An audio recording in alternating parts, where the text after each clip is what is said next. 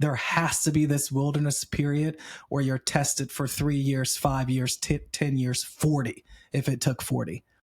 But guess what? When he crosses you over, it's so sweet.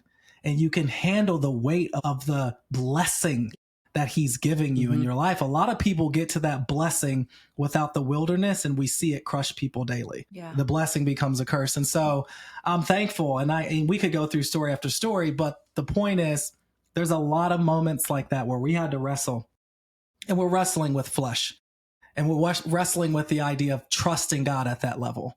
And it's like a daily thing. Paul says, I die daily. Like you talk about surrender. I love that. Surrender is the first step to freedom.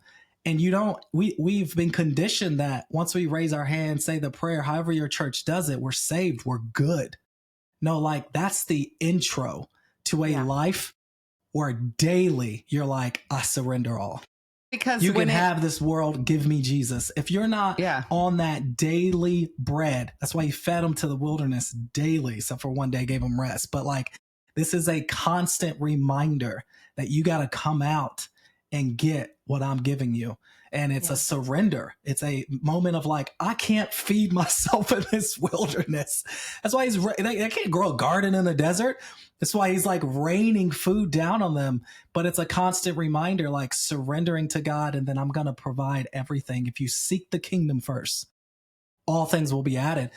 But that part of seeking the kingdom first it's a rewiring for our generation, because we have not been wired in our generation in America to seek the kingdom first.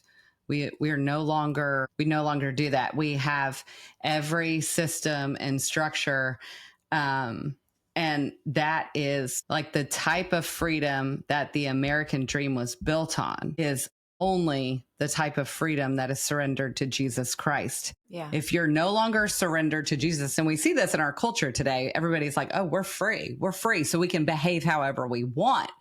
It's like Galatians 5 talks about the type of freedom we are to have as Americans.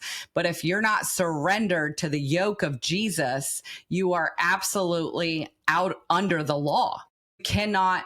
And now it's like you are under the law, and what the law is producing now is lawlessness, because without Jesus, your flesh goes against law, which is what you're seeing in the culture. You're seeing lawlessness express itself as freedom, and it's actually not.